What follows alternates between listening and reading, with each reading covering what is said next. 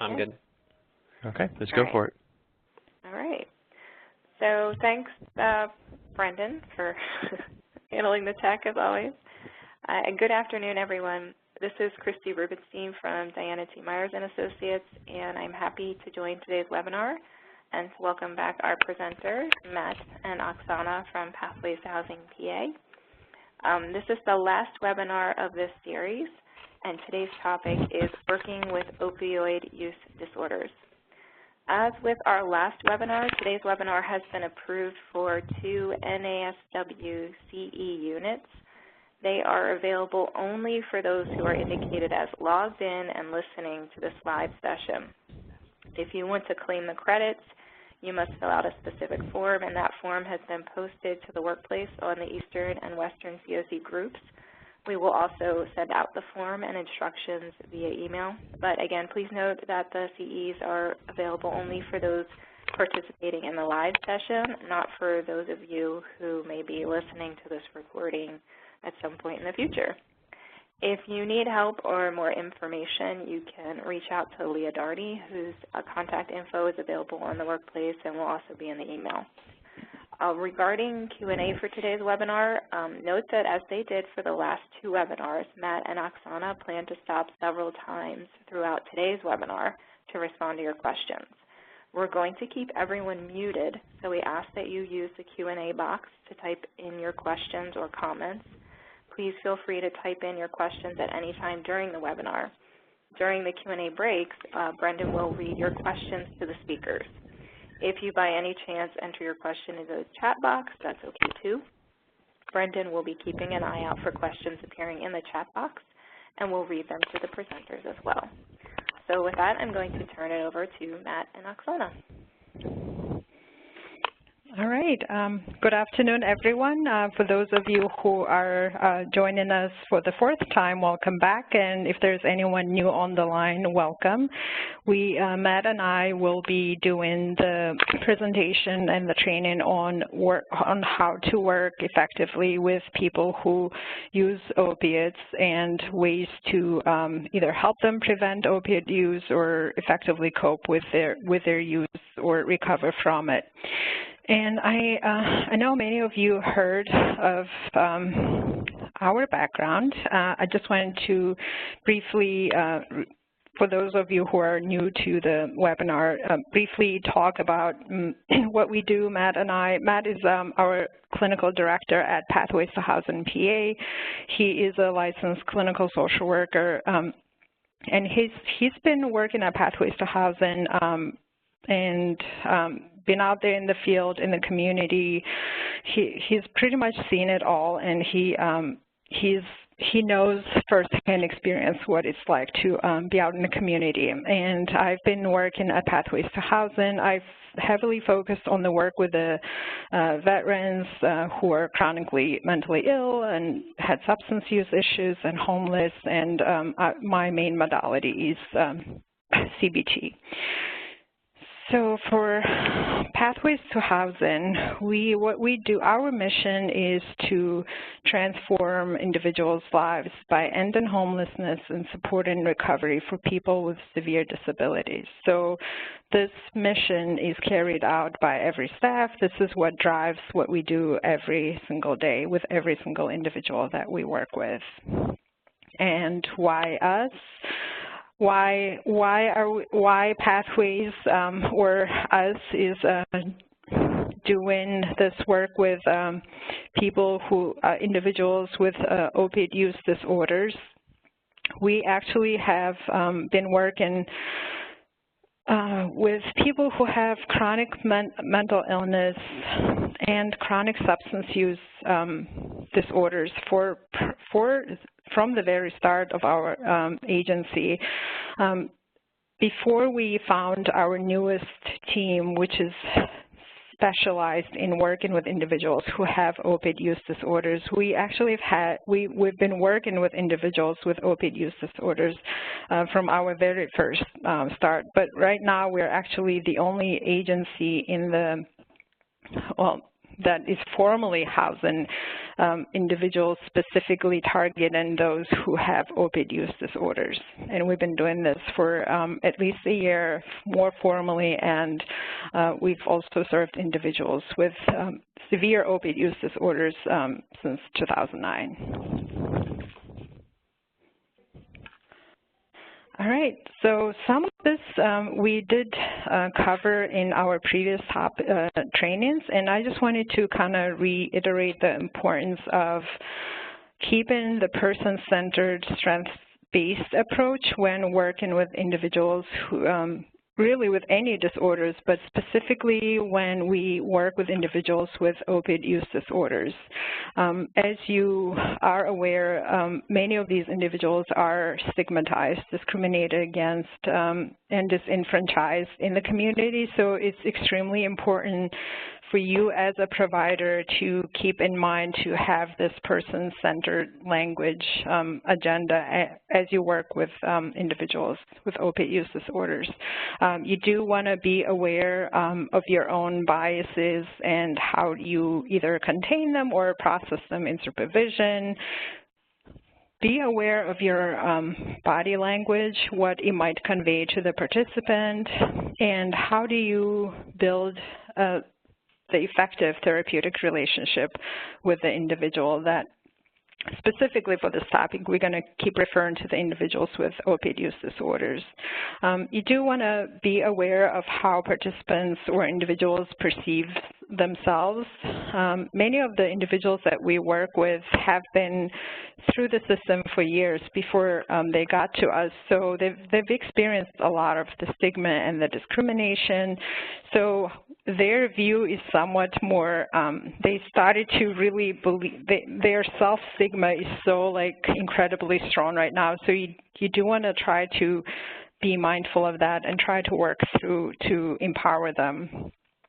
And yeah, the empowering is extremely important when you work with individuals with opioid use disorders. Some of the, on the next slide, we are also going to reiterate some of the language that you want to pretty much avoid or be aware of, like as people use it, other service providers might be using it. You want to reiterate that it's not necessarily the most person-centered, the most strengths-based language. So again, I'm not going to read every single one of these, but some of the most probably popular ones that we hear a lot is the junkies, dope friends, drug addicts. The word addict in itself really has a lot of negative connotations. So if you catch yourself using that word, just remind yourself it's a person who is in recovery, it's a person who uses substances, but not necessarily the addict, right? So again, we try to say a person living with addiction or a person trying to recover from the substance use or mental illness for that sake. Thank you, Oksana, for the quick review, and I appreciate, we blazed through all of those things previously, and we're not going to, like she said, we're not going to spend a whole bunch of time there, but we did want to make sure that we touched on those points, especially because things are so stigmatized, and there's a lot of judgment, there's a lot of discrimination that end up pushing people to the shadows. And if we're doing that on a regular basis, unfortunately for something like this, it ends up becoming very, very dangerous. And what we really want to try and do is help people feel that they have the freedom, the honesty, the welcoming, and not just do things based on shame, to come to us as the folks who oftentimes have the resources and the tools to then support them in both the short-term responses and longer-term, and those incremental changes that can help in life-saving ways, really, especially when we're talking about this particular topic. So what I'm going to be doing here for the next bit is I'm going to talk about some of the scope and the scale of the issue. We're going to look at it from both the United States. We're going to zoom in a little bit further on the state level, so Pennsylvania, because of course we're talking with people from all over the state. And I also completely understand that the people on the call come from many, many different organizations, different backgrounds, different ways in which you're interacting with people. And so there's going to be a variation in how you're able to intervene, how you're able to offer support for folks. But it is really helpful to know, well, first off, how, in some ways, how emergent this is, and that it truly is a crisis. But of course, the other thing is that this is not the only thing that we're dealing with, not the only problem, not the only crisis that we're facing as service providers, but it is very, very pressing right now. So within the slide, this is actually a statement that came out of both the CDC and SAMHSA, so them saying that the opioid addiction is one of America's foremost health crises. According to the most recent statistics from the CDC, opioids, including prescription opioids and heroin, and we're going to be talking about both sides of these throughout the presentations today, they kill more than 33,000 people annually, which is more than any year on record and more than at the peak of the HIV epidemic, too. So that we've really surpassed one of these other major public health crises or epidemics in our past, more recent history, and it's very scary at this point. Opioid abuse and overdose is considered a leading cause of shortened life expectancy in the United States at this point. Just to give an idea about where things are spread out, so while the infographic itself here is from 2017, much of the data here is 2015. If we look at across the United States, we have about 12,000 or 12.7 million opioid misusers. And then if we focus that in a little bit further, that's more focused on 12.5 million pain relief misusers. So these are focused more on prescription use.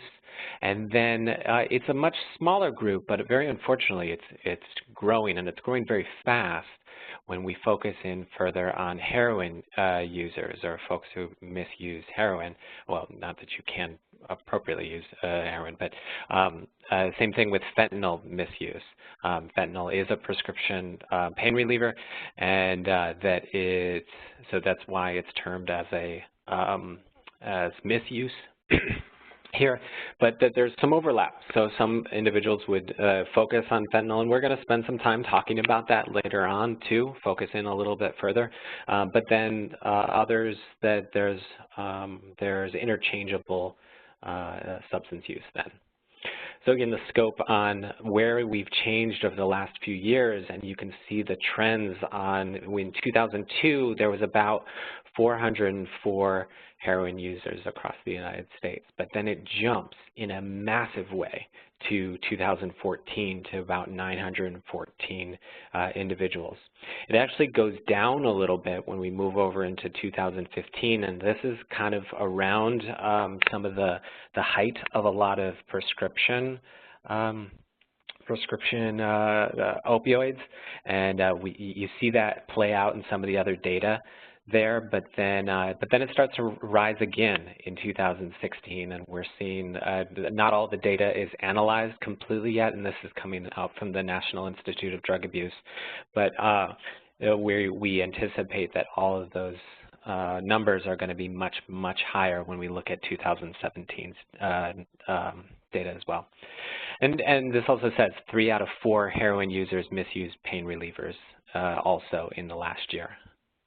So this is an indication of this. Heroin use is really a part of a larger substance use problem that typically nearly all people who use heroin are also at least using one other drug. So folks who are addicted to substances, are addicted to heroin, are twice as likely to be addicted to alcohol or to use alcohol 3 times as likely to use marijuana, 15 times as likely to use cocaine, and 40 times more likely to use opioid painkillers. A lot of comorbidities, a lot of overlap with other things, so we don't get as much into mental health and trauma, but that's a major factor within how we're responding to a lot of the people that we serve here, and then the complicated nature of dealing with multiple substances for people. It's really, really hard, honestly. So when we look at things across all of PA, in Pennsylvania, fatal drug overdoses jumped from 3,505 in 2015. I might have switched my numbers, I apologize. But to 4,000, oh no, I'm sorry, I didn't. That they did jump to 4,884 in 2016. So that's about a 39% increase over the years. Pennsylvania actually ends up being one of the 5 worst states for percent increases in overdose deaths, and it continues to rise with 5 worst across the entire country. We have the worst, or the 5th worst overdose rate. Fatal overdoses are also projected to top about 5,000 in 2017 in Pennsylvania once final figures. And then I have a quote here from Charles Kessling, president of the Pennsylvania Coroners Association, where he's saying that he does not believe that there are any counties across the entire state that experienced a decrease in the overdose deaths. So this is really important to also note that this is not something that's just relegated to Pittsburgh or just Philadelphia, the big cities. All of the counties across the entire state are seeing increases in overdose deaths, and that also indicates that there's likely much more higher rates of usage and overlap in all of the other concerns and issues related to substance use. This is also a recent couple of infographics from the recent article from the Philadelphia Inquirer looking at some overlap with deaths of despair. So these are deaths related to suicide, alcohol, and drug use per 1,000 people in a population. And around 2005, the Pennsylvania rate was near the national average, but now it's really significantly higher. New Jersey's rate remained lower than the national average, but we're at about 59.5%, while the national average was closer to 43.2. And then if you can see in that map, it just highlights again like where Pennsylvania is in comparison to the rest of the country in not exclusively just drug use or deaths related to drug use, but then also alcohol and suicide-related deaths. This is really heavy stuff, and I want to acknowledge that this is not necessarily all just doom and gloom. We are going to talk about more on how to help deal with these things, but just acknowledging this is heavy things.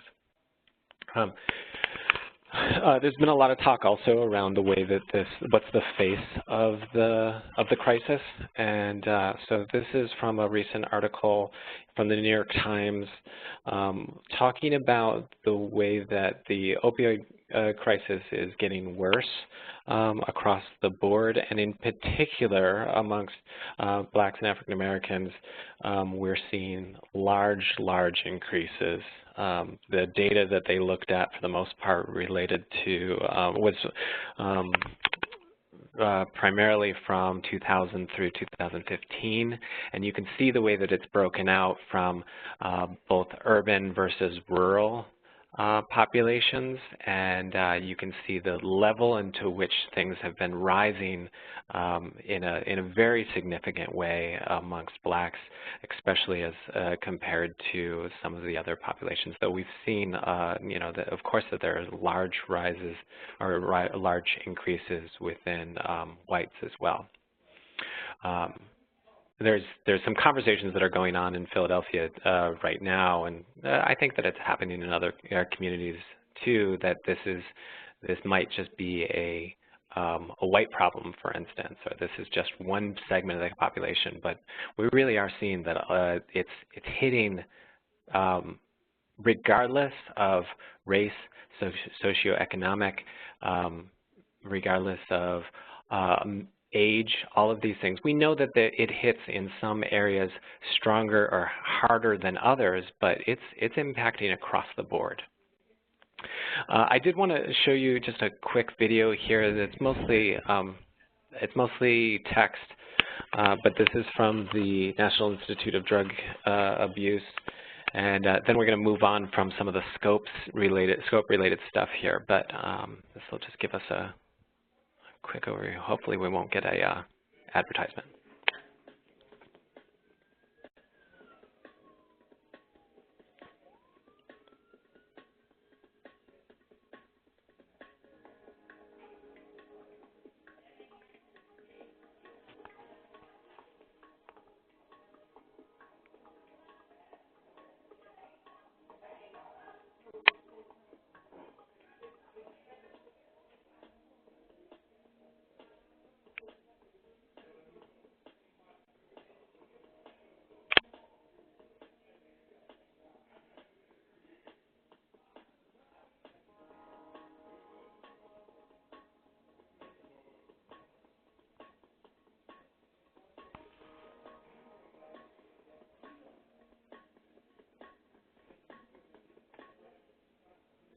Very brief there. Oh, how do we come back here? Here it is.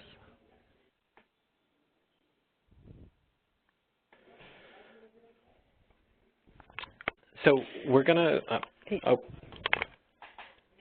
I'm gonna start to transition after we've been talking about some of the overall scope, and I'm going to take a break in just a minute here for some questions.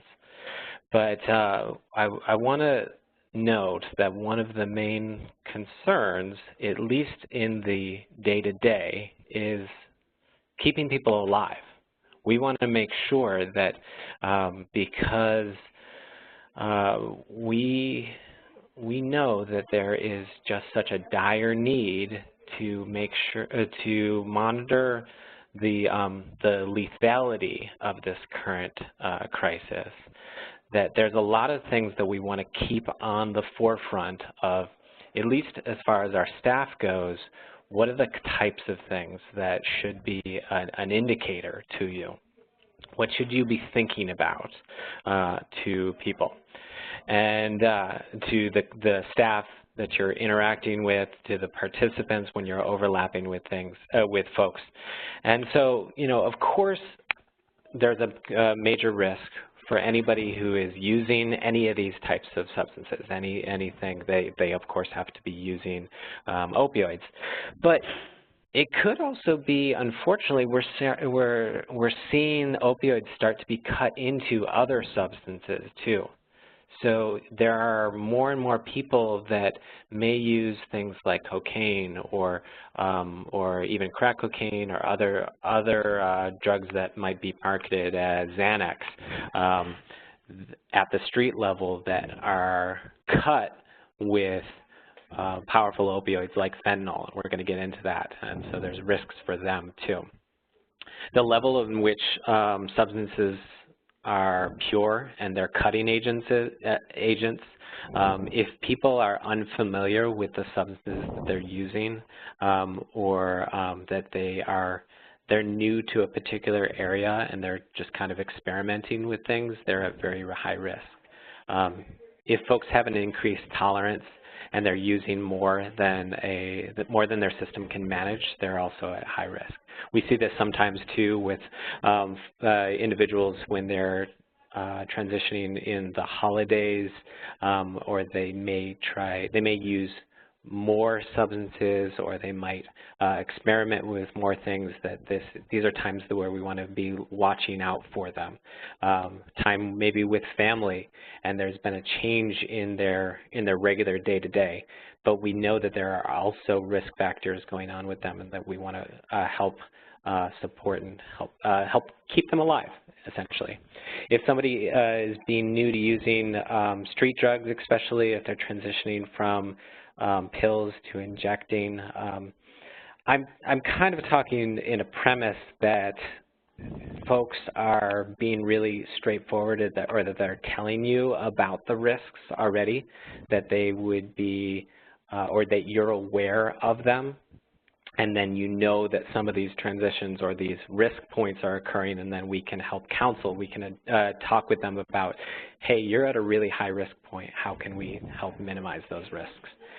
Being new to an area, and then someone may relapse, or they might pick up a new substance or a different substance, or that they're trying to still maintain in their substance, and who knows what dealers in that area might be cutting their drugs with. If somebody is using alone, or if they're taking prescription drugs by themselves, and sometimes that happens when they're very ashamed of what they're doing, they're at higher risk then too. Someone's age, if they're older, or if they're immune compromised, having liver or kidney damage, or if they're HIV positive, or that they have hepatitis C, they also have higher risk of overdose. Other risks associated with opioid use beyond overdose is transmission of other diseases too. There's, especially if you're talking about IV drug use, there's really high incidence, or there's greater chance, especially because there's access to, or you're utilizing sharp syringes, things like that, and passing them across for people, cross-contamination essentially. Some individuals end up with abscesses or major wounds as a result of their substance use. There's a lot of concern around bacterial infections. People who use substances also like these, especially ones that are very sedative, can end up becoming easy targets for victimization. And noting that can be a big risk for them is an important thing to highlight and talk through. How can you help protect yourself, or how can you avoid being a target in that sense? A lot of times people will end up getting robbed, or there's sexual assault. There's other sorts of awful things that happen to people while they're under the influence. Please don't hear me that I'm doing victim blaming in that sense, but there are folks who will take advantage of these situations, unfortunately, and so how can we help coach them through ideas of protecting themselves further?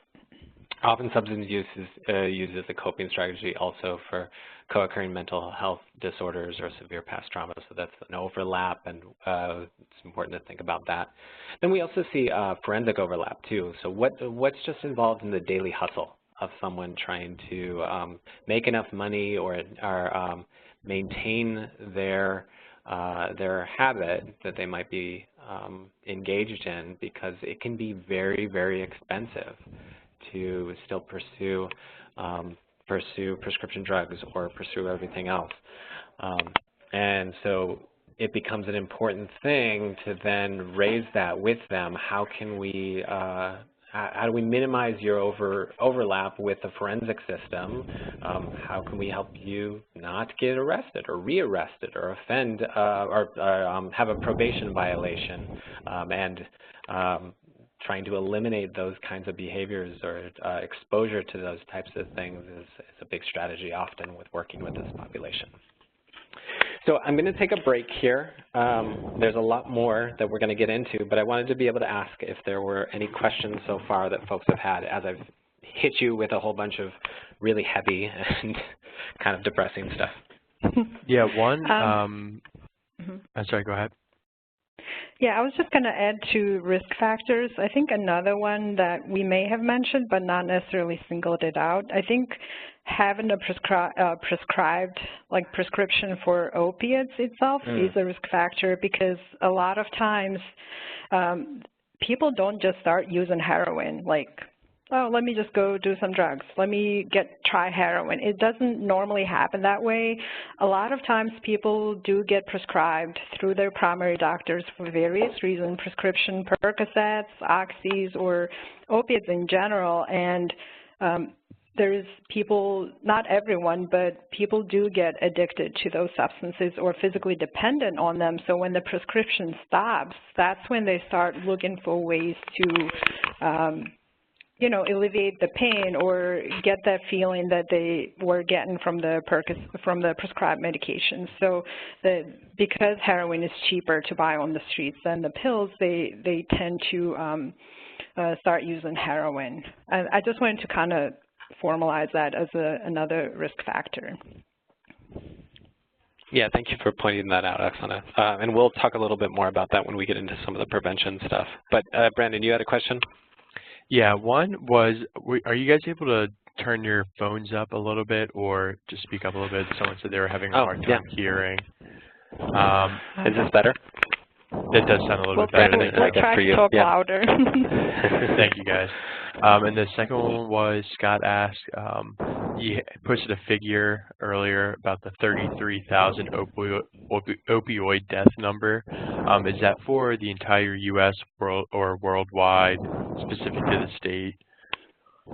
I believe it's the United States, and I think that that number actually might be a little bit older because they're still analyzing a lot of the most recent 2017 data. But it is for the United States. Okay. And that was all the questions at this point. Great. Okay. And can I just one other suggestion? I was going to ask, maybe for the next time we break for questions, I would like for you guys to think of, do you know of anyone, whether it's a neighbor, client that you worked with in the past, family member, colleague, anyone that had passed away due to an overdose on heroin or opiates? I would just be curious to see, because the numbers are so high, and because sometimes, especially if we live in a rural areas, we don't always kind of see directly, or unless it hits us, we're not as aware of the opiate epidemic. So I was just curious if you guys would be willing to kind of do it like a self-check and see what numbers you would come up with. Yeah, Matt, it's yours. Got it. Yeah, and it's actually, I was at a community forum once. It's just a quick anecdote where someone spoke about the degree to which individuals in the room, it was maybe like 300 or 400 people, had lost someone related to the last few years or several years with the Iraq and Afghanistan wars, and asked people to volunteer that very sensitive information, and a smattering of people within the room stood up. But then they asked how many people in the room have lost someone or a loved one, someone close to them, due to opioid use, and it was the majority of the room stood up. That this is something that is not just the people that we serve, of course, and we all know this because we've seen it happen within our own families. It's really tragic. So it's important for us to continue to talk about it at that level. I actually, and that's a good point to move on to within the continuum of use. We brought this up in our harm reduction webinar, but there's a spectrum in where people are at within their overall continuum of use. This kind of gets thrown on its head a little bit when we talk about opioids, though.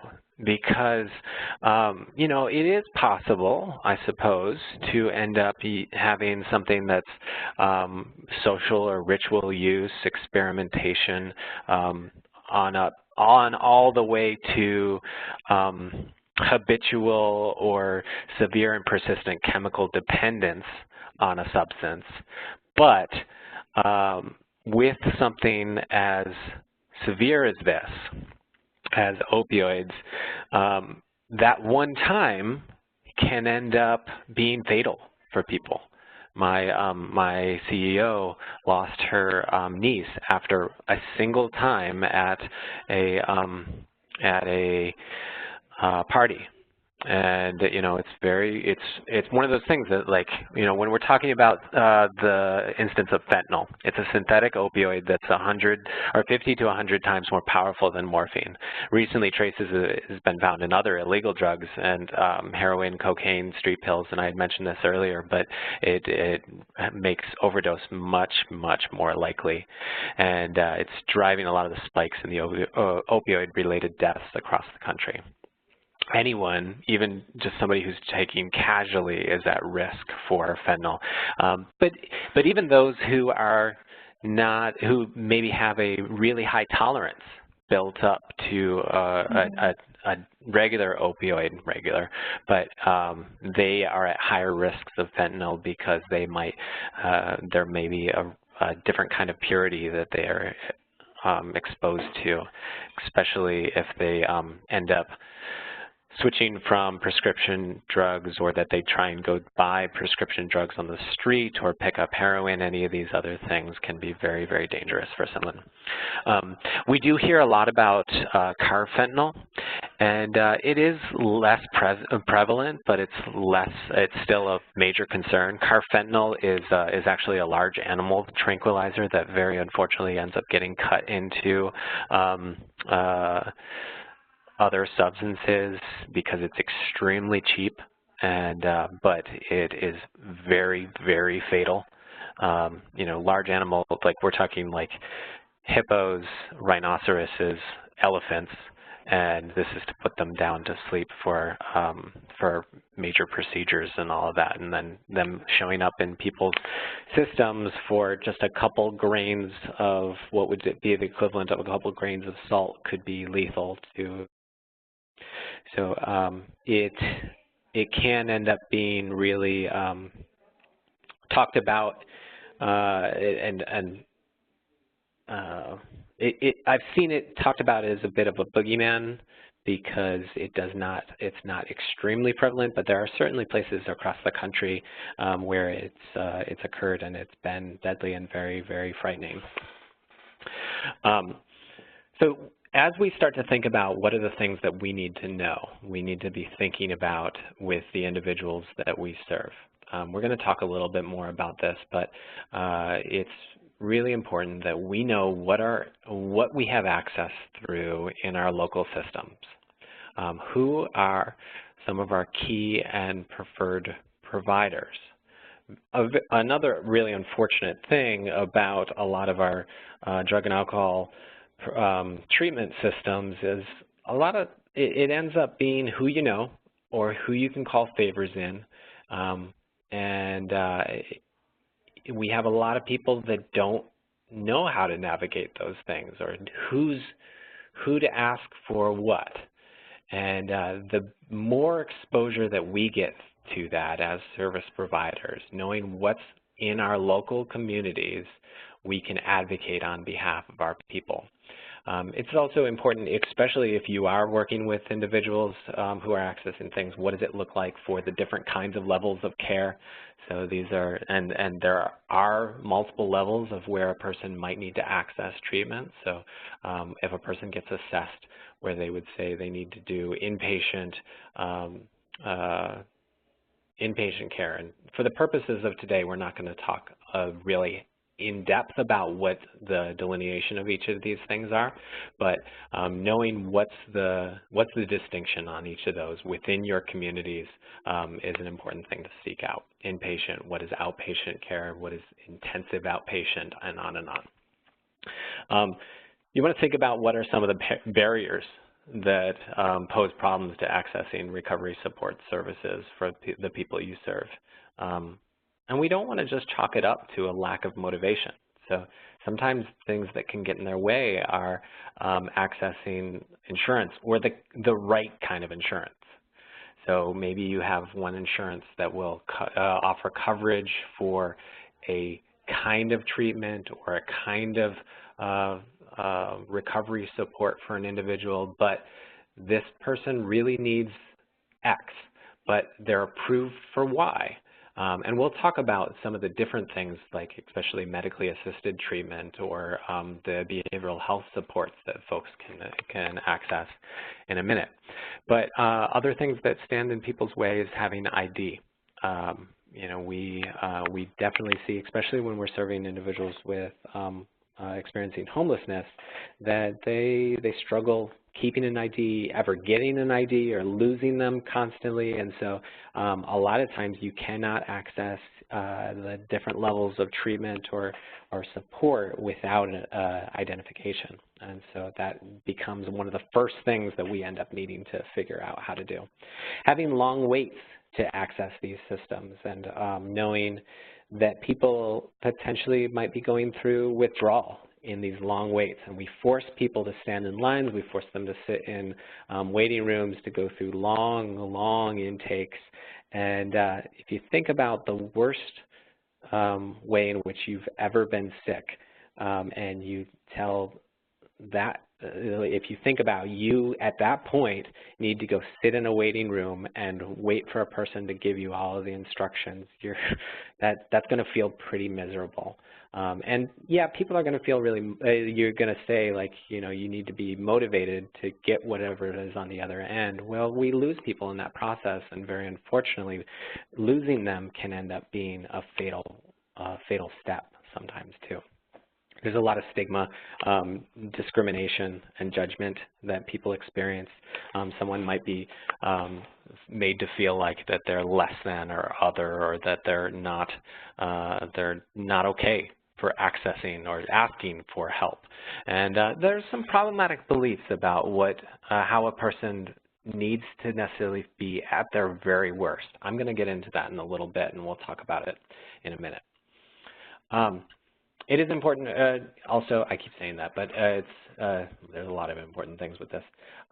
To build on your foundation so far, we've spent some time in the other webinars to talk about what goes into motivational interviewing and recognizing readiness for change and the different points where a person is, and then how to help solicit those change-related behaviors with someone and take the next steps. Where is a person at? And we can't force them to go to another place if they're not ready to do it themselves, but what can we help elicit within that?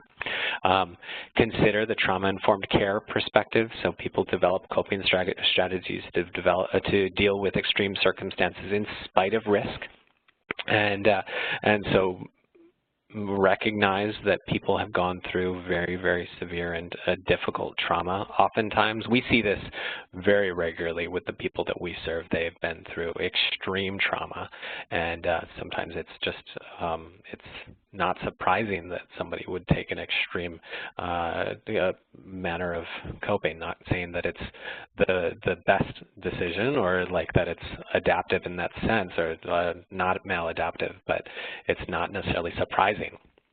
The whole definition of substance use disorder or disorder with opioid addiction is that someone would still engage in using a substance despite the negative consequences, despite the risks.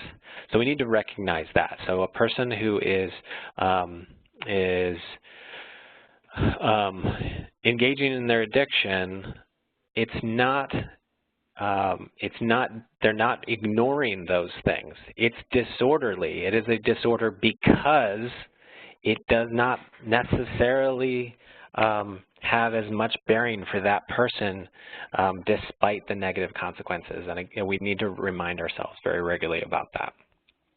We're also building on the harm reduction foundation where we've talked about before, is that where we're recognizing and responding pragmatically. We know that there are some people who, in that time, that they may still from a practical perspective, they may still do certain things.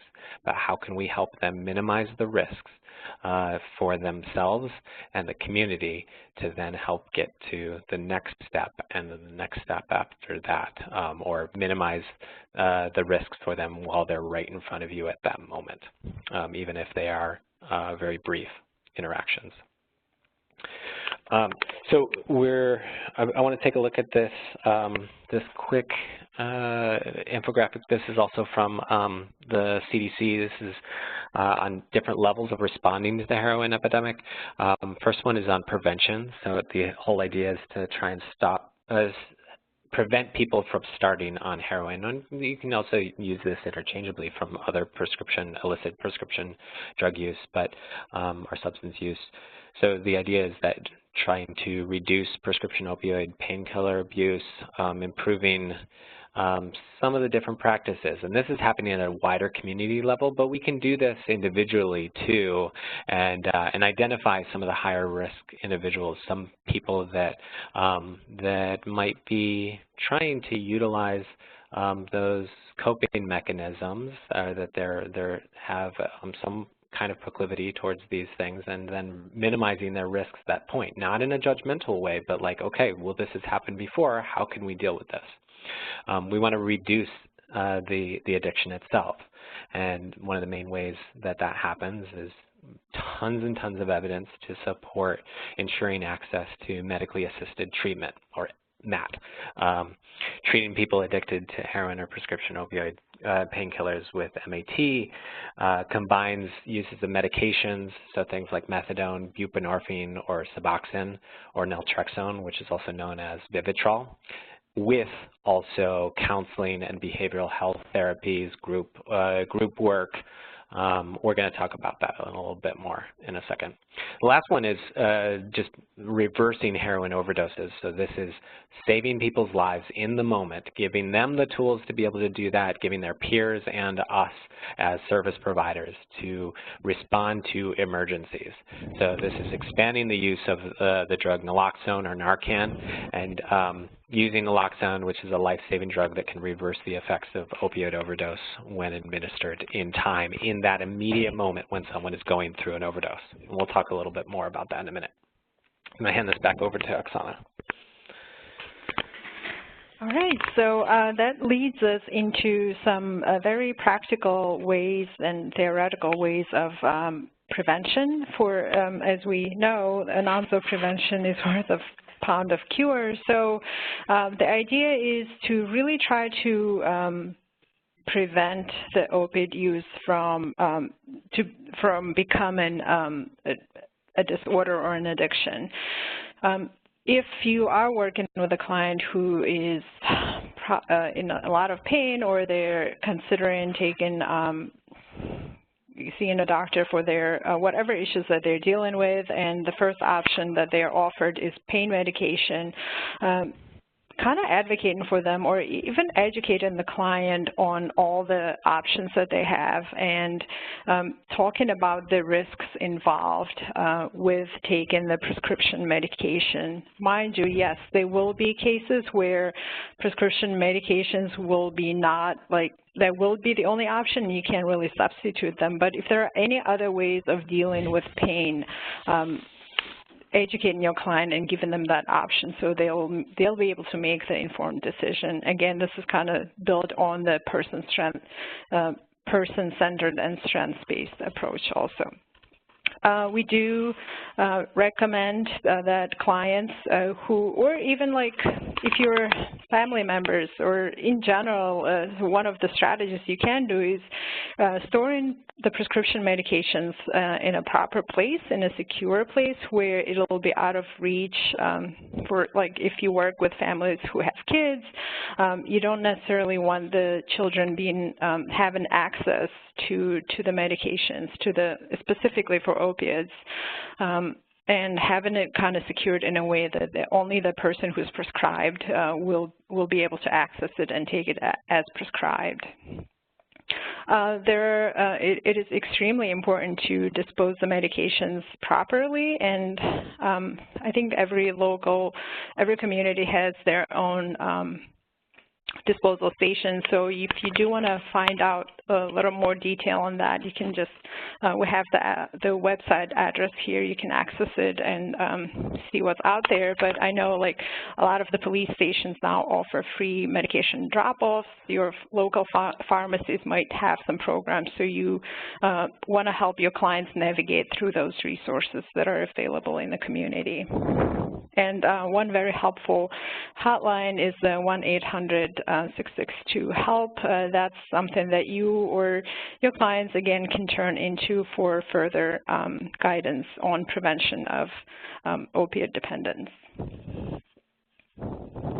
The other link here is also for the Pennsylvania State guide around the opioid epidemic. That there's a lot of different resources there, in addition to some of their funding sources, that showing some of their guidelines around, especially the emergency declaration. So if you wanted to be able to check out some statewide resources and what that looks like, and how maybe that filters down to your local level, this is a good link.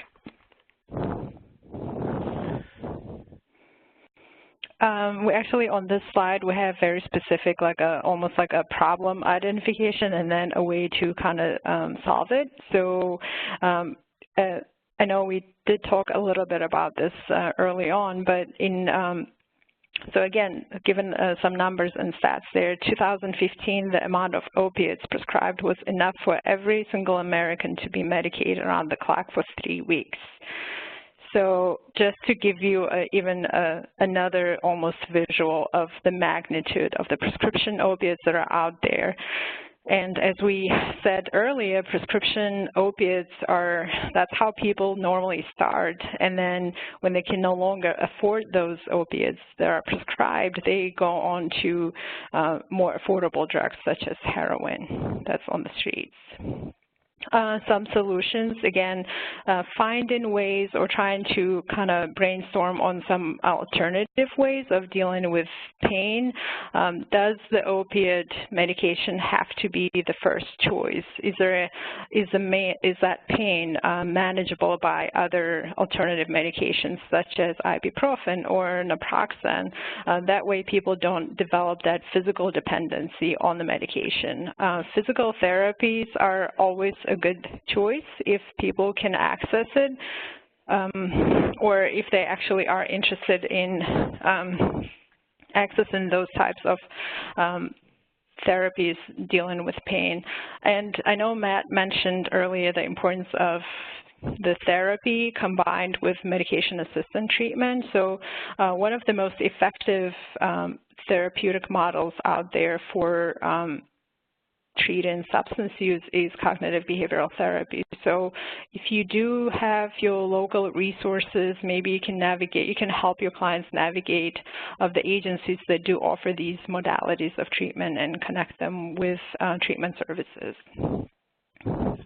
Therapies that don't involve opiates may work better and have fewer risks and obviously side effects. So again, the idea is to look at every other option for either coping with pain or even that psychological pain that comes from having been exposed to trauma. How else can you cope with whatever's going on besides resorting to the prescription opiates? So exploring other options first works probably best if the client is willing to explore other options. Even at low doses, go. Well, I was just going to jump in and, like, you know, these are all places where we can advocate on behalf of someone. Obviously, for the most part, we're probably not prescribers. there may be some people who do that, who are on the call, but for I think the vast majority of the folks that we're talking to, these do not apply. But these are how we can help advocate on behalf of someone, or they end up going in for a dental procedure, and for some reason the dentist gives them like a whole bottle full of Percocet. Well, maybe this isn't the best idea for this, and how we can help talk that through with them. Yes, that's a really good point. And also helping, like educating the clients also on things that options that they have. Like, do you take that Percocet prescription when the dentist offers that, or can you ask for ibuprofen? And so, yeah, good point, Matt. So even like if you're taking the Percocets, the opiates at low doses, if you take it for more than 3 months, you're likely to have developed an addiction, and the likelihood is 15 times higher. So again, this would be a part of that education and psychoeducation for the clients, so they'll know what the risks are, and they'll be able to make that informed decision. Again, solutions, if you absolutely have to get the prescription opiates, use it as prescribed, and use it only for the period of time that it was prescribed for. Do you really need, let's say you do have that dental pain that's excruciating, and Percocet's the only thing that helps, but do you really need to take those Percocets for the whole entire 4 weeks, or can you kind of taper it off 4 weeks, a week later? So exploring other options, so encourage and also absolutely try to take this as prescribed and no longer or shorter. If people are taking the prescription opiates, let's say someone was on the prescription opiates for 2 months, you do want to you do really want to educate them on ways to get off the Percocets or the opiates, not necessarily encourage them to stop taking the medication right away because of the risks involved. And some of them do develop high dependency pretty quickly, so you want to help them, again, work with their prescriber or with the clients to help them kind of develop a plan of safer way of getting off the medications.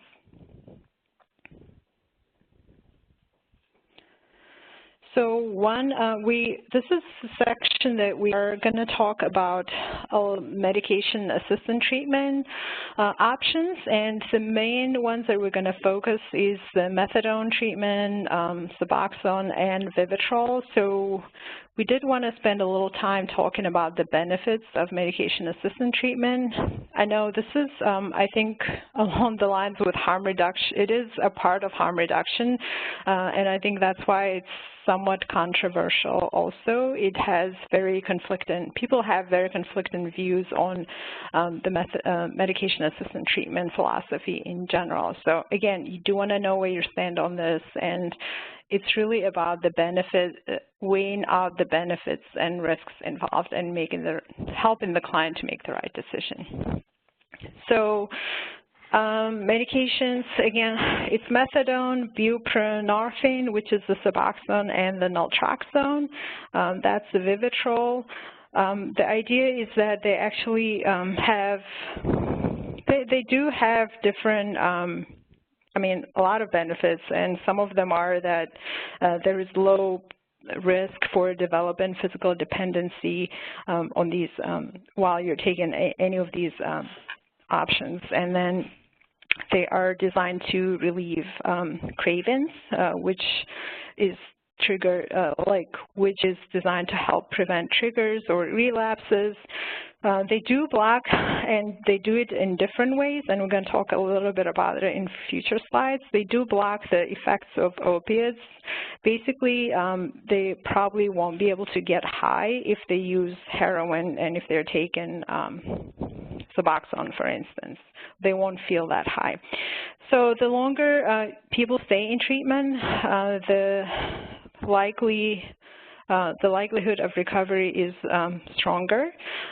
There is actually one study, I don't remember the authors, but they had done the study that kind of showed that for cocaine alone, the brain requires about 18 months of abstinence to start to actually recover from the damages that cocaine had on the brain. So with the long-term use of heroin, you can only imagine the magnitude of the damage that the brain may encounter and then how long it would take for the brain to recover. So the reason I am pointing that out is sometimes people, you know, they want to go to treatment, inpatient rehab, 30 days, and clients come out and say, I'm done. I'll never use drugs again. And some will do really well, but this is like a risk factor for many because they don't necessarily have the skills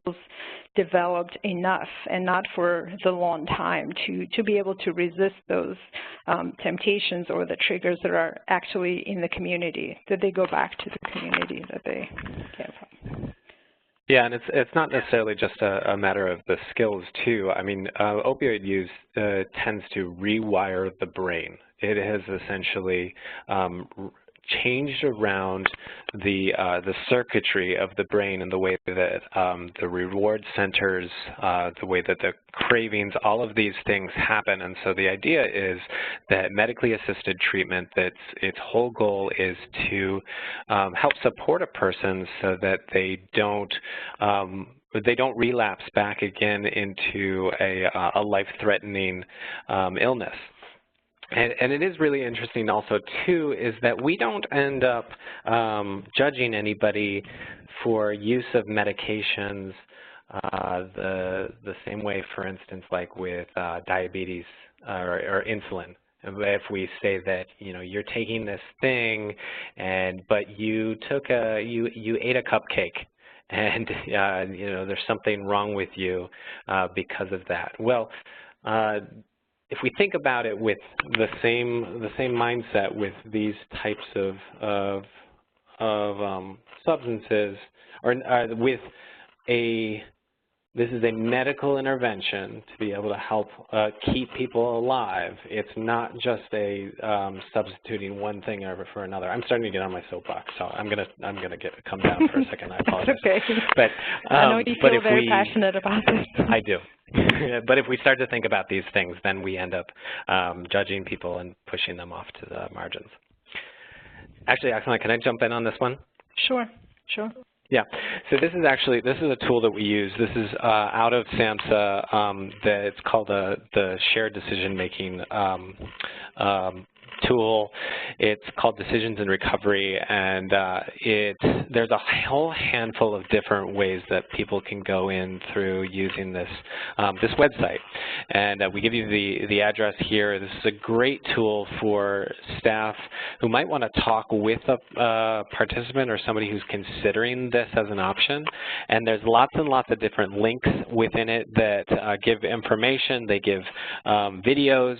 They give testimonials for people who are in recovery, from doctors, from counselors, lots and lots of stuff, and to help you think through what's the right kind of treatment, the right kind of support for you to work towards your recovery.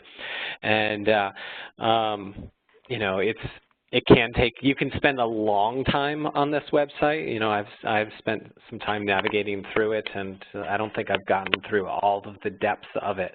Or it could just be like going to one page and should I start on this or that, or which one do I do? Where can I actually even access some local resources? And so this is a national website, but then it hones in on some local things that people could tie into. So I like this website, and I would recommend that people get exposure to it, especially as a tool that people could do together with folks as they're considering options. Yeah, that's a really good point too. And if you guys can remember the shared decision that we talked about in motivational interview, so you could use some of those skills that you actually learned or picked up from these trainings to help make the decision of what type of medication-assisted treatment the person would like to go with, and whether or not they are really interested in medication-assisted treatment. So methadone this is probably one of the most the oldest and the one that's been around the longest, methadone medication-assisted treatment. It is usually provided by opiate treatment programs, and you have to be certified by SAMHSA to be prescribing methadone. It's usually more effective in higher doses, and people usually get dosed either different programs work differently, but most of the times the individual would have to go to the methadone clinic, get the dose on a daily basis. Sometimes some clinics will allow people to do like take homes on weekends, but again, it's different for every program. And if someone that let's say one of your clients, you know that they might not do very well with take-homes, you probably would want to advocate for maybe daily dosing, or talk with your client about the options they have. Methadone can be addictive, but and it must be used exactly as prescribed. I think this is probably why most of the treatment clinics, they kind of require that people come every day, and they have to take the methadone right there in front of the staff and get their dose for the day. So some tips that can help achieve the best treatment results while maintaining safety. Again, this goes, I think, across the board for a lot of different things, but again, specifically for the methadone treatment, never use more than the amount that's prescribed.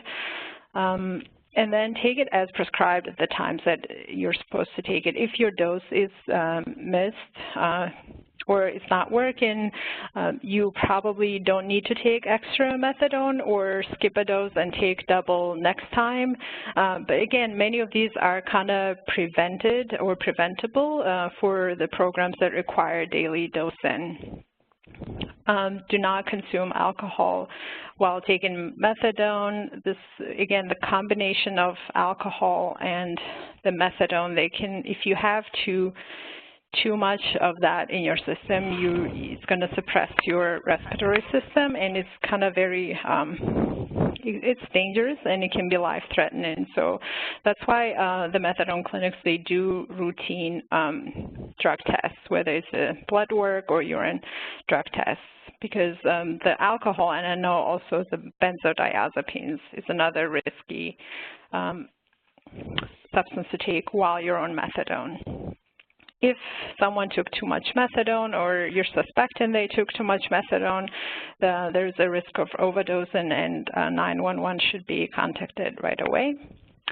The one thing that we do for our individuals who are in methadone treatment, like when they have to go into an inpatient hospital or just medical hospitals, we do a lot of coordination with our local systems, so to say, so their methadone treatment is not disrupted. And that's something you want to consider and assess in your community or if you're working with someone who is on methadone and will need treatment or to be away from the community. The next medication-assisted treatment option we have is the buprenorphine that we all know as Suboxone. This particular medication works to partially block the opioid receptors in your brain. These are the receptors that when someone uses heroin, our brain has opiate receptors that they all get filled in with heroin. So with the Suboxone, only partially those receptors get filled in, and so people can still get a little high, so to say, but not necessarily as high as they would have gotten on heroin. And the risks involved with taking Suboxone are much more manageable. And once the substance reaches the ceiling effect, meaning that like if you take any more of this substance, you're not going to get any higher. It kind of can stay there. So it's it's not like heroin where you can continue taking heroin in higher doses and to get the same high. With Suboxone, once you reach that ceiling effect, you won't be able to get any more euphoric effects from taking more doses. And it's also one of the other important things to note about it too is that so buprenorphine is administered through just a regular outpatient primary care facility, like your own doctor could get certified to be able to do this, but that they really should be monitored. They should be really closely followed in order to help support people, so that the idea is not to be trying to create any of these like euphoric effects. It is supposed to be to minimize the cravings and also to block the impact of utilizing any of the other substances too. Yes. And with the Suboxone, just like with any other medication-assisted treatment, counseling is kind of mandatory for Suboxone users also, so they do have to see a therapist. I believe it's once a month, or it's probably different, but they do have to see their therapist. Once a month, yeah. It's a minimum, yeah. So you do want to check in, like I know you're prescribed Suboxone, how's it going with your therapist? Are they attending their therapy sessions? That way they don't jeopardize their Suboxone. The next and the last medication-assisted treatment we're going to talk about is the Vivitrol naltrexone. Vivitrol can be it can be an injectable, which is usually administered once a month, or it also comes in a pill form. I think the most popular one is the injectable one because of you only do it once a month and you don't have to worry about taking the medication every day. The one tricky thing about the Vivitrol is, though, you have to make sure that the individual who is preparing to get the Vivitrol, that they have been opiate-free for 14 days. So I know that I've seen the most frequent situations when Vivitrol is prescribed, or the most probably effective ways to do it is for when someone let's say they were in inpatient treatment for 28 days and there are records showing that the person hasn't had any opiates for at least 2 weeks prior to the Vivitrol shot, or someone getting out of prison or incarceration where they know for sure the person didn't use any opiates. So that's the tricky part, to making sure that the individual hasn't had any opiates for at least 2 weeks prior to the naltrexone shot.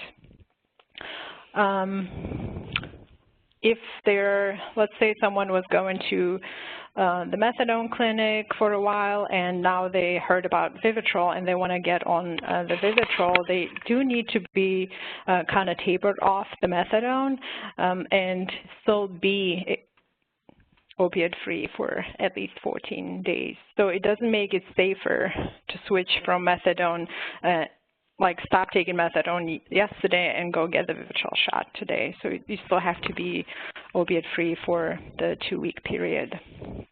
The Vivitrol is a full agonist, so it does block the euphoric and sedative effects of opiates, meaning that while you're on Vivitrol, you are very unlikely to feel any high on, let's say, if you took a little amount of heroin, you probably wouldn't feel any of the euphoric effects.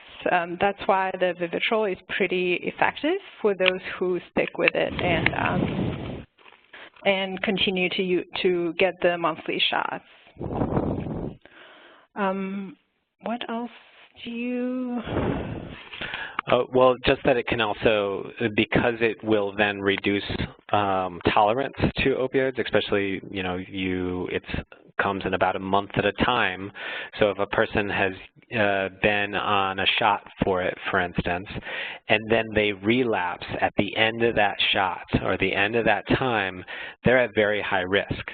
So they're it's one of those times where we have to really carefully navigate that window of time with individuals, especially if they are struggling with the cravings or that step then. So none of these are necessarily a cure-all. We have not found the solution to the issue. We've found some. We have some treatments that are really, really effective and very helpful, but it's also needing to define that for the individual person, for their situation, for all of the things that they're facing. So, you know, one thing might not be right for this person over here as it's going to be for, you know, even their brother or their best friend or someone else that might still be very, very similar to them, and or it may change over time. But knowing what are the options are really helpful too. So we want to take a break for some more questions. If people had some more, what else do you want to ask us about? I have a question from Sarah. Do we know if the pharma companies are being held accountable for their promotion of their drugs and increase in drug abuse and fatalities? Did doctors and companies get kickbacks for the lives that were lost? How is the system changing, if at all? Yeah, it's a great question, and it's a huge part of this story of why we've gotten to this point.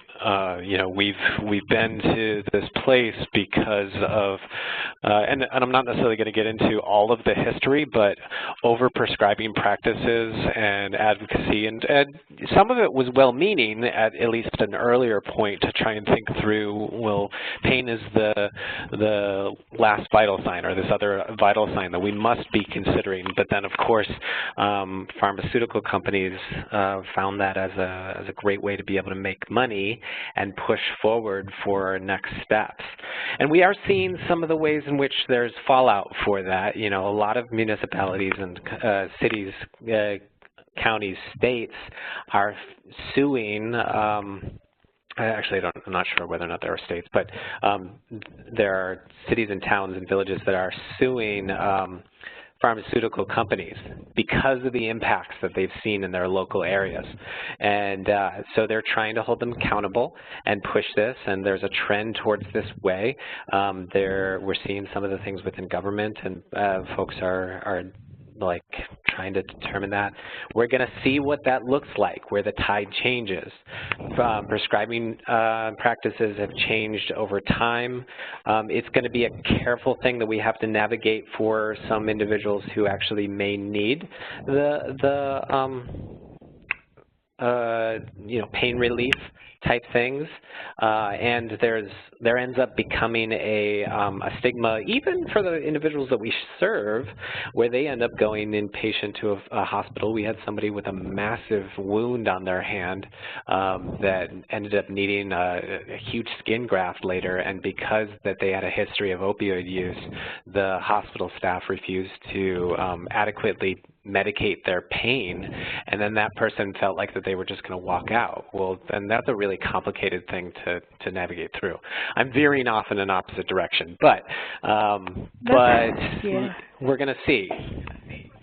I think Oksana, also with the doctors, yeah, I think with the doctors also there's a lot more oversight on their prescription practices, and I know that Pennsylvania has this prescription drug monitoring system that doctors can access and check to see, you know, if their patient is medication shopping elsewhere, like what are they prescribed. So I do believe the systems in general are trying to figure out the best ways to prevent the epidemic from growing even bigger. And I know the doctors are a lot more monitored now than I think they were 10 years ago. Yeah, and we are starting to see doctors be prosecuted too, so individual doctors who are across the board just prescribing openly and then with benefits to themselves. It is a lot harder to go after those bigger companies, but I'd love to see how that ends up coming down the pipe later on. Other questions? Yes, is Vivitrol included as an approved MAT? It is, yeah. So naltrexone is the generic version of Vivitrol. I don't note it here, but Vivitrol is actually just the brand name for Vivitrol, and it's great for some people. It's not the right fit for everyone, but it is a good option for some people. Mm-hmm. And those are the only questions that we have. Great. Okay. Cool. So we're going to move on. We've talked about this a handful of other times through the presentation so far, but stigma and discrimination within MAT is massive. I hear it within NA groups. We hear folks talk about this, that MAT is just a substitute for one drug for another. And in all honesty, there might be people on the call who feel this way, who may struggle with this idea that, well, you're just doing one thing and you're not putting it in your arm, or you're not using some other drug, but you're going into a clinic and you're doing this or that. I think that's extremely problematic, and we end up in a really tough place because people are dying, and abstinence on its own, while is an incredibly important tool, and some people can do it, to say that that is the complete and utter abstinence from all types of treatment may be right for some people. It's not necessarily, and abstinence probably is actually not the right term, but it may not be the way that that's going to happen for everyone else. Same thing, I was starting to get on that soapbox earlier on when I was saying we're not going to tell somebody you must be abstinent from insulin because you have diabetes. Well, like, why are you reliant on this other outside substance? I have high cholesterol, and I know that I need to take a medication, plus I also have to be careful about my fat intake, even though I love lots and lots of really fantastic cheeses and all of this stuff, but that's not necessarily, we have to be really careful about these types of things. And the metaphor doesn't always completely hold up, but I'm raising it here anyway. It is illegal to discriminate against people because they are in MAT, so like across the board, and they're actually, they fit into categories of an individual with a disability, so a disorder would go under those, and so federal civil rights laws protect those qualified individuals. And so people in recovery from drug addiction, including MAT, are generally protected from discrimination from the following, under those following statutes: of the American with Disabilities Act, the Rehabilitation Act of 1973, Fair Housing Act, and the Workforce Investment Act. So if you end up hearing about anyone being judged because of these types of things, or having negative consequences related to their employment, their housing, on and on, then it may have been illegal discrimination. I mentioned this really briefly, but the author Mia Selovitz has been talking about it. She wrote a book recently called Unbroken Brain. She had an article out recently also in the Washington Post about opposing some ideas. In particular, she was talking about things like syringe exchange and a handful of other responses in harm reduction, but opposing them and insisting people with addiction must hit rock bottom really flies in the face of reality. So what is rock bottom? Rock bottom comes from a well-intentioned idea within some of our, in particular, Alcoholics Anonymous thought process, and I'm very, very in favor of the 12-step process. I don't want to make it sound like that I'm knocking those things, but that there can be some problematic responses to them in saying that a person must only just be at rock bottom in order to get help. Because first off, rock bottom can only be determined retrospectively. We can't look forward and say, where is that place where I'm going to be that's rock bottom? And then how do we measure that? So how do we set up what that place is for a person? And if rock bottom is the best place for recovery, why aren't recovery rates higher for those with higher levels of risk? So things like poverty, discrimination, poorer health. These end up being the people who suffer the most and end up being the people that we are serving. But if you end up in other situations like that you're a doctor or lawyer that's suffering with addiction, for instance, they have less likelihood of being able to come out of that rock bottom level than everyone else. So it's problematic in that sense. I don't mean to diminish that could be a place of someone to have recovery, but again, it's an important thing for us to consider. I'm doing a quick reminder here around some of our harm reduction guiding principles before I switch some gears around harm reduction related to individuals with opioid use. So these are concepts like humanism, serving that individual person, but also for complete positive regard for all people. Pragmatism, so like making it practical. Individualism, so defining care for the person that we're serving. It's not a way that we just generalize to everyone. Incrementalism, that sometimes we work with what we can over time. And I know that can be hard, especially when we're doing brief interventions with someone, but we can, even if we're moving it along the spectrum just a little bit, can be really helpful for someone, or especially if we're thinking about trying to do some sort of life-saving measure, empowering their autonomy and then still having some accountability without termination. So whatever the natural consequence of things could be, but without withdrawing our care and support to them. So there are a handful of harm reduction strategies to utilize, especially if we are talking about things with a handful of somebody still using opioids. This gets a little in your face, and I want to acknowledge that, but if somebody is still actually doing that, we do need to be pretty honest and straightforward with them. So if someone is using opioids, they want to think about making sure that they're with someone else. If they're by themselves, there's no way that they're going to be able to get help if they go through an overdose. There's no way to monitor what's going on, and it should be somebody that they can trust too. If someone, they should think about taking turns while using and be prepared with something like naloxone or Narcan, that overdose reversal drug, and have a phone on hand in case somebody needs to call 911. Somebody can test their drugs.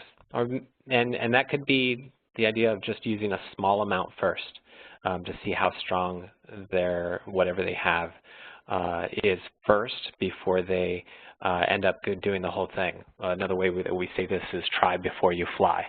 Don't just go full bore all the way forward because you don't know what you don't know. You don't know what you have. We tell everybody to try and carry naloxone, and we've made sure that our entire staff all are equipped and carry, in addition to our maintenance staff, our clinical staff, and every single one of our participants, we are practically throwing Narcan at them of do you have it? Are you carrying it today? Can we get you more? Do you have it for the people that you're around? Even if that person is not using it at that point, what if somebody around you relapses and you could potentially be support, or you could save their lives? It's all about trying to keep people alive. And there's a possibility that more than one drug or more than one dose could be needed for naloxone, especially when we're starting to talk about things like fentanyl or carfentanil. And I'm going to talk a little bit more about naloxone in a minute. We want to be careful about mixing drugs too, so mixing things like alcohol or mixing benzodiazepines like Xanax or other Other substances while using opioids can absolutely increase someone's risk of overdose. And you know, while there's things like naloxone or Narcan for the opioid itself, it may not react the same way, or it can impact how a person is able to be reversed when there are other drugs in the picture. So we're wanting to tell people to really avoid mixing things because it can be very dangerous.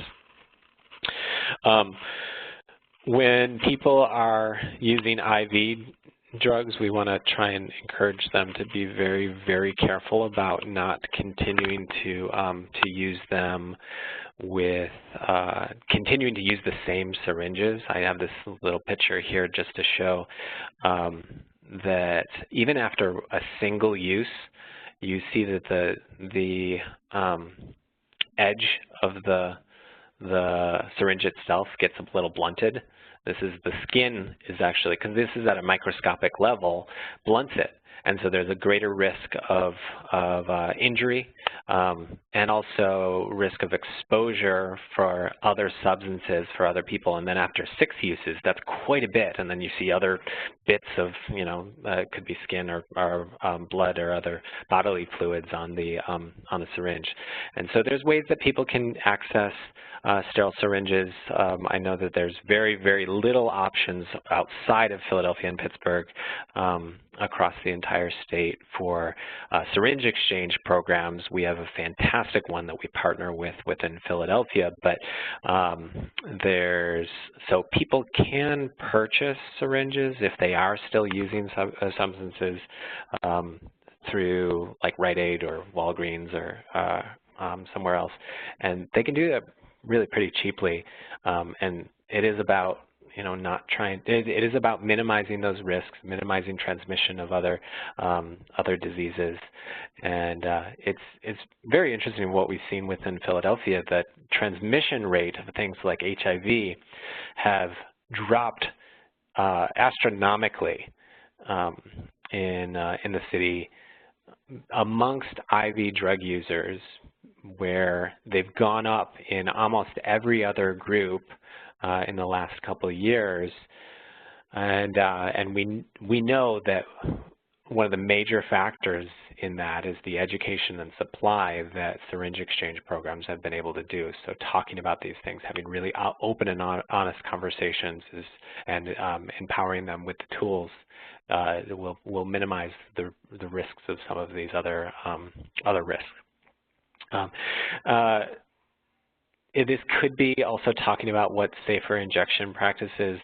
I'm giving you a link to this. This is really in your face, but there's actually a manual for getting off right. Harm Reduction Coalition has it. It's written to users as a manual for safer use.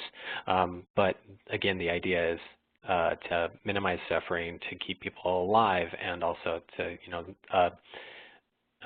people who are dead cannot recover. They can't take next steps. And so what are the ways to be able to do that if somebody is trying to access these things? This is not the sort of thing that you want to have out for someone who is brand new to, or does not have any exposure to usage, or like, so you're teaching them how to use. But if somebody was trying to access this. And this is a conversation oftentimes that's really wise to have amongst peer specialists and people who are in longer term recovery themselves, to how to help walk this through with somebody. A lot of times, and we talked about this some within our, I believe it was in trauma-informed care, if not, it was in harm reduction, our individualized overdose prevention, and our safety plans. So we do this and we define it for every individual person. We talk through what are the ways that we can minimize overdose for you, overdose risk. And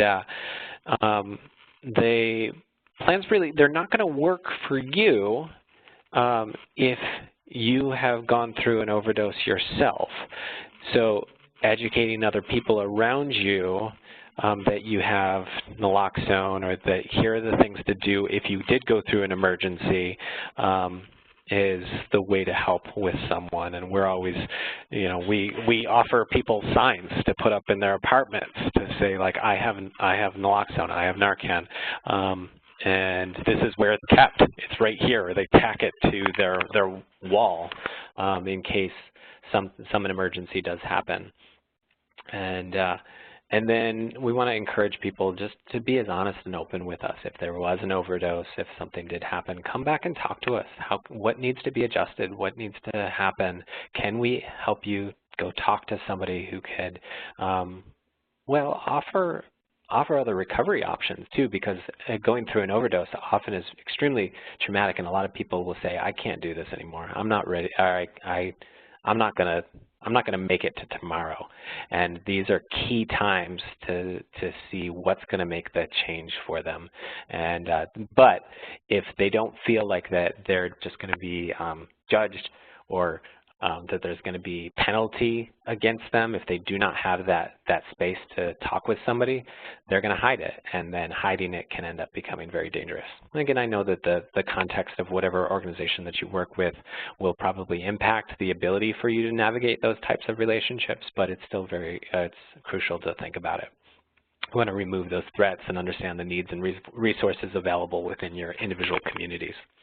I also know that too, like in the more rural areas, you're going to have a lot more limited resources to look into this.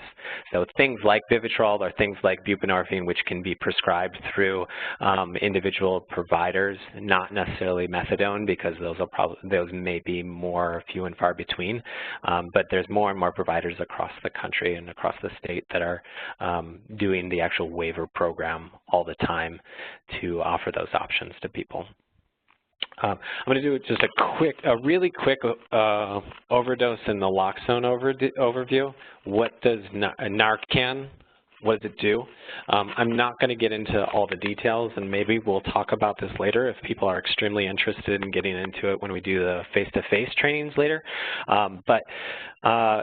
The idea of what goes into an overdose prevention training, what does an overdose look like, what do we need to do in the moment, what to do immediately after, and what longer-term follow-up looks like. So just in the image here, you can see that when a person is going through an overdose, the brain is full of these opioid receptors, and if there are too many of them, or it's too much in the brain, and it floods the receptors, it can stop that person's breathing. What naloxone does is it has a stronger affinity to those opioid receptors, and so it knocks the opioids off of the receptors for a temporary short amount of time. It does not, we've heard people have the myth that like the naloxone or the Narcan eats the opioids or that it gets rid of it. All it does is knocks it off the opioid receptors for a short amount of time, and then it allows that person to breathe again to reverse the overdose, but essentially that person still needs to get medical care because they still have an opioid overdose in their system. So it's still an emergency. And in a matter of time, either the naloxone is going to wear off, or hopefully that the opioid will, or that the overdose will pass over out of their system. But this is naloxone is a way to buy that time for them to get the care that they need. Across the entire state of Pennsylvania, there is a standing order, so any person can go to any pharmacy and access naloxone. You don't need a prescription for it. The standing order counts as the prescription. It is still a prescription drug, and most insurances will cover at least part of it. A lot of our managed care insurances will cover it entirely. They may not cover it at an infinite amount. Some people can go for only a certain amount of times to go get it, but it's a good resource to be able to send people to a pharmacy, or we actually have our pharmacy bring them to us if we hear about a person who has an overdose, or we'll take them out to them and we'll talk about them on a really regular basis. There's a thing also called Good Samaritan law that if you were to then do there's a couple things are included within this, but if you were to do an overdose reversal on someone, you're protected from a legal perspective so that you do not, you wouldn't be prosecuted for reversing a person. That they could not say that you injured them, for instance. And the other thing would be that if a person is reversed, if they have a small amount of drugs on them, that they cannot be prosecuted for that. And so it's supposed to also help people from not feeling like that they are afraid to call an ambulance or call the police if a person is going through an overdose. Now that doesn't apply if a person has like an open warrant, or if there's other things that are at play, or if they've got a whole massive bundle of heroin on them that they could end up getting prosecuted, but it is supposed to cover for a small amount so that they feel empowered to get the help that they need. We train everybody that we can. We tell everyone to teach with the moment you have. If you can get a person to just sit by for 5 minutes and talk about what overdose symptoms look like. I talked about these some, have them teach it back. We offer the chance to be able to train. Is there anybody else who's in your peer group or around you that we can train too? And this is actually a brochure that we use that's very simple, really straightforward. It's 1, 2, 3, 4 basically. That includes what are the things to look out for in an opioid overdose, what to do immediately at that point, to call 911 to get help there, giving the naloxone itself and starting rescue breathing because them not having oxygen is the most critical thing at that point, and staying with them, make sure that they're okay until help arrives. And it also does have a quick note about the good friend-in-laws. And if people are interested in this, this is actually not our, it's not our brochure. We got it from somewhere else, but it's really helpful for us to take as a really simple tool to run through with people. A lot of people can end up being at very high-risk transition points within the process, especially, we've talked about this before, but whenever their tolerance is reduced. Oh, is this you, Oksana? I'm sorry. No, you can go for it, but I know you really love this topic, but I'll just do this one slide, and I know you're probably going to want to add some stuff to it, but okay. Since we're talking about the overdose, there are some risky situations where overdose is more likely, and it's important to be aware of what those are. For when someone goes into, let's say someone got arrested and they were incarcerated for about 3 weeks or a month or something. So recent incarceration for a period of time where they didn't have access to opiates or heroin is risky because they virtually detox and go through a withdrawal while in jail or in prison, and then when they come out of prison they have no opiates in their system, and the tolerance level is different, is lower than it was before they went in. So when they go back out in the community and use the same amount that they normally use of heroin, they are at very high risk of overdosing. For this reason, we do, anyone who is incarcerated or we know will be getting released soon, we really try to make a plan to make a plan with them, around them, so they have some things in place where they won't be using alone, or they'll have access to Narcan or whatever other things that will work in your community. We do that.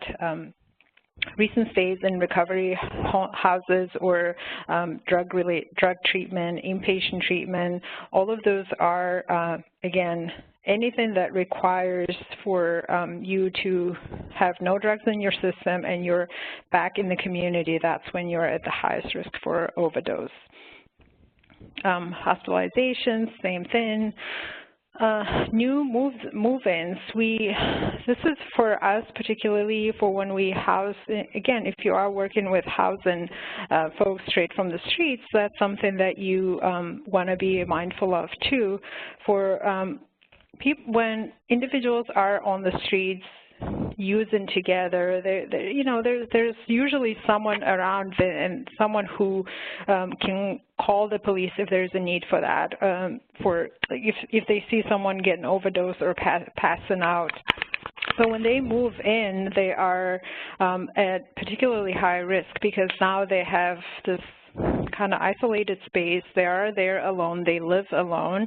And what kind of plan can you make with them to ensure that the risks for overdose are minimal? So some things also to consider.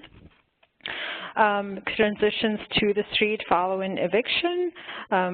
Again, this is kind of going back to one of our points that we had earlier, being either new in the environment or the neighborhood, or if you are housed in one area of the city and now you're back on the streets and you end up in an area you're not familiar with, or you haven't gotten high there in a long time, you don't necessarily know the brands of drugs that they sell, so you're at higher risk for also overdose in that instance.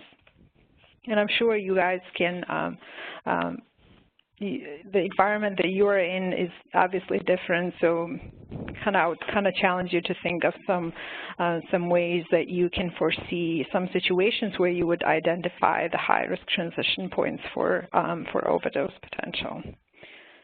Matt, do you want to? So, yeah, I'm going to actually skip this next part. This is a link to a story about one of our participants, but for the sake of time, I'm going to say, you're more than welcome to go to it on your own, but this is a little bit more background on a story that ran on our local affiliate of NPR back last fall. And we were still a little bit earlier on in the program with doing Housing First with exclusively opioid users, or people who use opioids.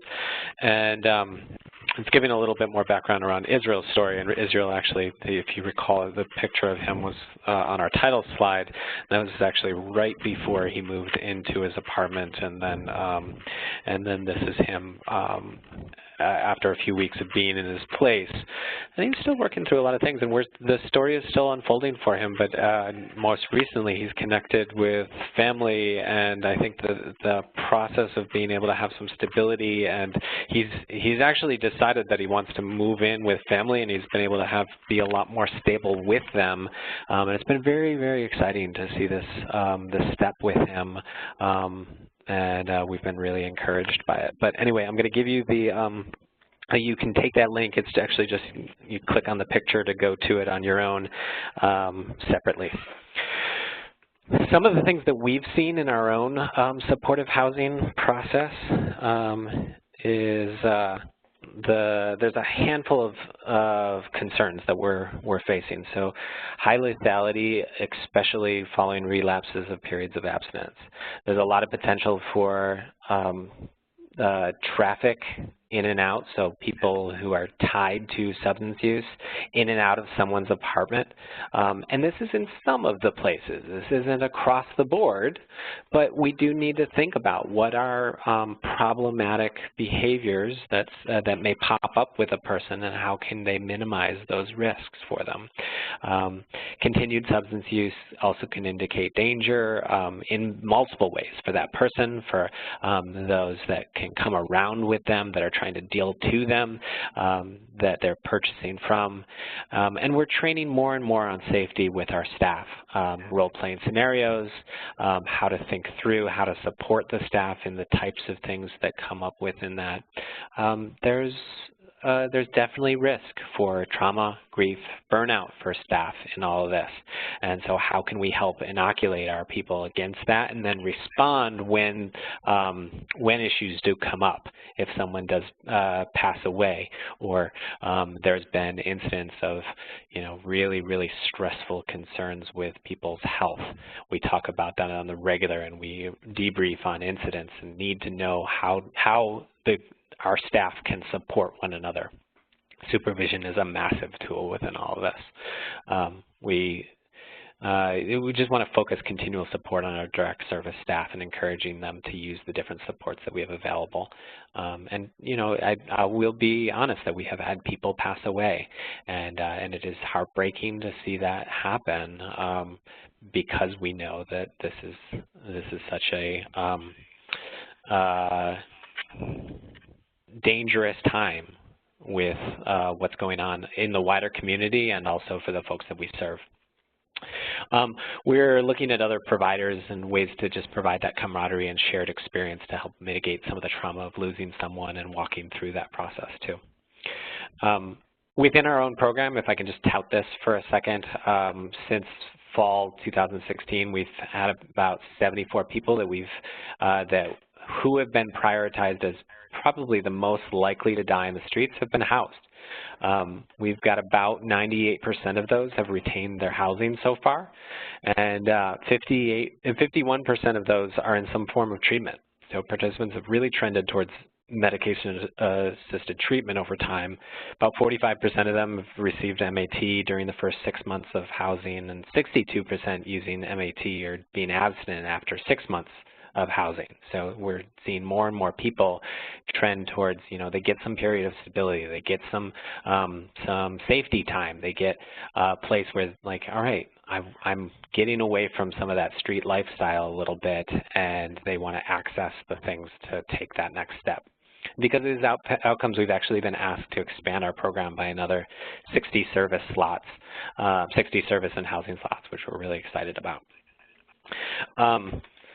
I'm going to leave the last section here. We actually did go over this with you all for in another session.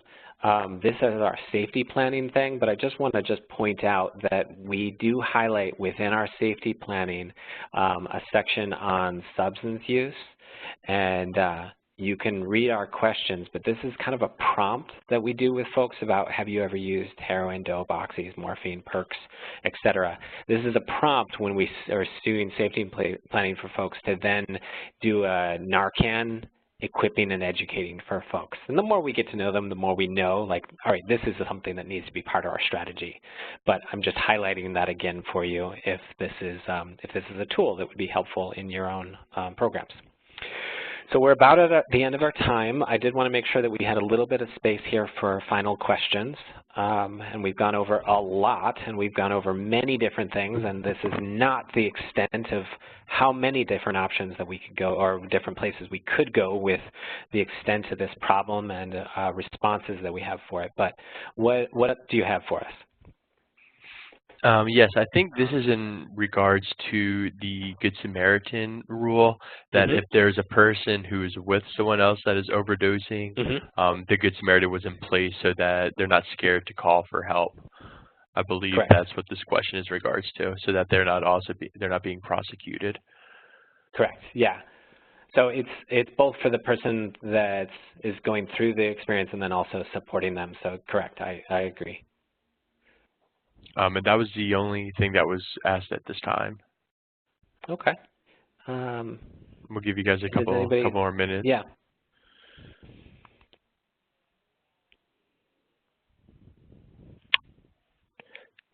Does the Good Samaritan law still apply if the person is a DNR? Yes, it does, because that person, we would not know in that immediate moment. Yeah. I have had that question before. Yeah, so if they were transferred to a hospital, for instance, and a DNR was in place, that would apply then, but we would not, it would be responding to the emergency of coming across someone with an overdose, and then it would likely be more in a medical environment. As I understand it, I'm not a medical ethicist, but as I've seen that before. Another question is, where can I get access to a safety plan for our program?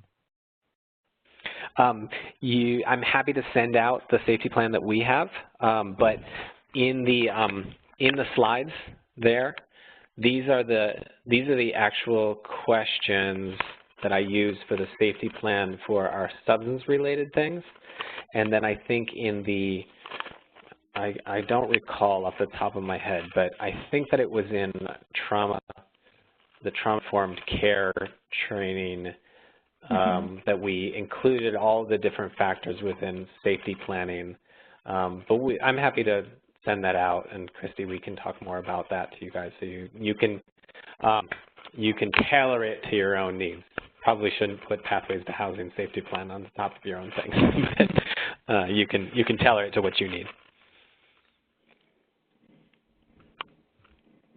Anything else? No, not at this time. Christy, do you want to do your exit note? Sure. Can everyone hear me? Yes. Yes. Yep. So thanks everyone for joining us today, and I want to just say a special thanks to our presenters, Matt and Oksana, and also to Brendan for handling this technology and the Q&A and the questions. So a few of our last notes. If you have any further questions to follow up, you should please feel free to send them to the COC's Hotmail account, and we will forward those to Matt and Oksana.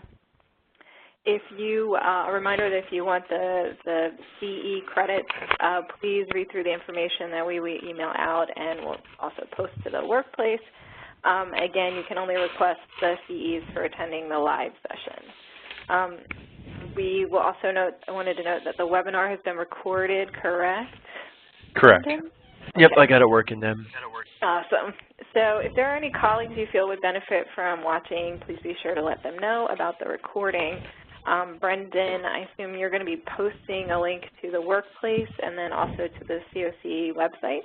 That is correct. If you go under the Resource Library tab on the COC website, you can find it under the 2018 training materials and schedule. Yeah, and you've been posting all the training materials from That is the correct. various webinars, so please feel free to check out that resource. And we'll also be sure to send out the link via email as well. So our next training is going to be an all-day in-person training with Matt and Oksana on housing-focused case management. Registration information was posted to the workplace. It was also emailed out. If you didn't receive the registration information and you're interested, please email the Hotmail account and we will send it to you. It's a one-day training. It's going to run from 9:30 a.m. to 3:30 p.m. It's being offered in 4 different locations across the 2 COCs, and there are slots open in the different locations currently. So please check those out. We have Penn State Lehigh Valley campus on May 21st. PSATS is one location, that's May 22nd. Zion Church and Clarion on May 23rd, and Westmoreland County Community College is the last location on May 24th. If you haven't registered yet, please do that. The training is also going to include time to work through case studies submitted by you, everyone listening, so please submit your case studies. Make them super difficult and tricky. And we can ensure that the training really hones in on the issues that are really most challenging for all of you who are doing the work out there on the ground and relevant to your work. So we really ask that you think through what are some of those situations that you find really tricky, and let us know. And one final note, that we'll be sending out a survey so we can get your feedback on today's webinar. We try to keep the surveys short and to the point. I think it's like maybe 8 questions. And your feedback is really important to us. And again, in the survey, there's an opportunity to add what you would like us to explore more in the in-person training.